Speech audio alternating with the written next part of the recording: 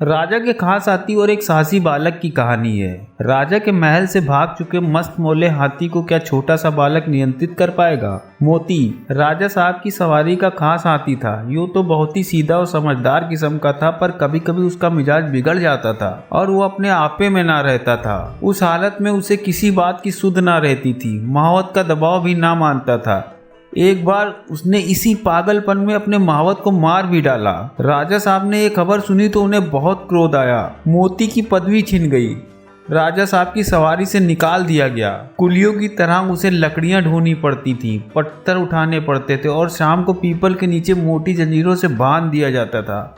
उसके सामने खाने के लिए सूखी टहनियां डाली जाती थी, उन्हीं को खाकर अपनी भूख की आग बुझाता था। जब वो इस दशा को पहले की दशा से मिलाता तो बहुत चंचल हो उठता, सोचता कहाँ मैं राजा का सबसे प्यारा हाथी था और कहाँ मामूली मजदूर हूँ। ये सोचकर जोर से चिंगाड़ता और उछलता। आखिर एक दिन उसे इतना जोश आया कि उसने जंजीरें तोड़ डाली और जंगल की तरफ भागा। थोड़ी दूर पर एक नदी थी। मोती पहले उस नदी में जाकर खूब नहाया, फिर वहां से जंगल की ओर बढ़ा।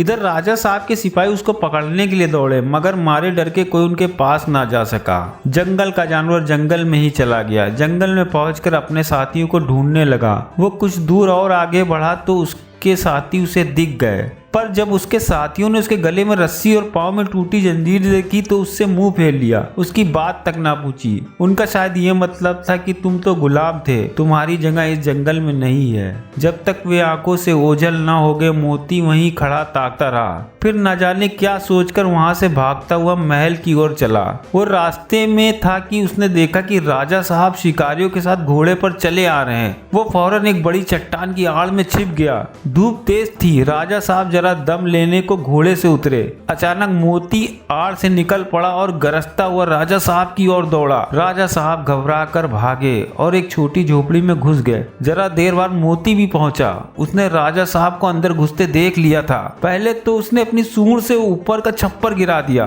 फिर उसे पैरों से रौंद रौंद कर चूर चूर कर डाला। भीतर राजा साहब का मारे डर के बुरा हाल था। जान बचने की कोई आशा न थी। आखिर कुछ ना सूझी तो जान पर खेलकर पीछे दीवार पर चढ़ गए और दूसरी तरफ कूदकर भाग निकले। मोती द्वार पर खड़ा छप्पर को रौंद रहा था और सोच रहा था कि दीवार कैसे गिराऊं। आखिर उसने धोखा देकर दीवार गिरा दी। मिट्टी की दीवार पागल हाथी का धक्का क्या सहती। मगर जब राजा साहब भीतर ना मिले तो उसने बाकी दीवारें भी गिरा दी और जंगल की तरफ चला गया। पर लौटकर राजा साहब ने ढिंढोरा पिटवा दिया कि जो व्यक्ति मोती को जीता पकड़ कर लाएगा उसे 1000 रुपए इनाम दिया जाएगा।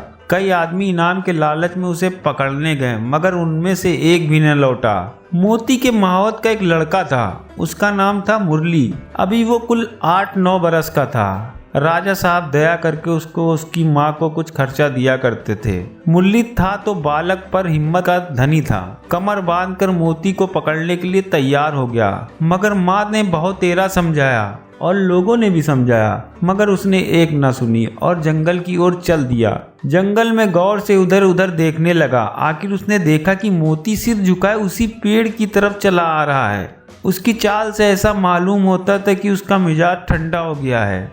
जो ही मोती उस पेड़ के नीचे आया, उसने ऊपर से पुचकारा, मोती। मोती इस आवाज को पहचानता था, वहीं रुक गया और सिर उठाकर ऊपर की ओर देखने लगा।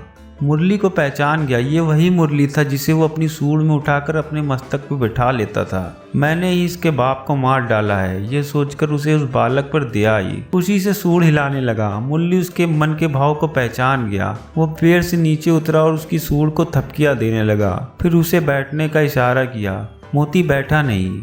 मुरली को सूंड से उठाकर पहले की तरह मस्तक पे बिठा लिया और राजमहल की ओर चल पड़ा। मुरली जब मोती को लिए राजमहल के द्वार पहुंचा तो सबके दांतों तले उंगलियां दब गईं। फिर भी किसी की हिम्मत न होती थी कि मोती के पास जाए। मुरली चिल्लाकर बोला, डरो मत, मोती बिल्कुल सीधा हो गया है, ऐसा किसी से ना बोलेगा।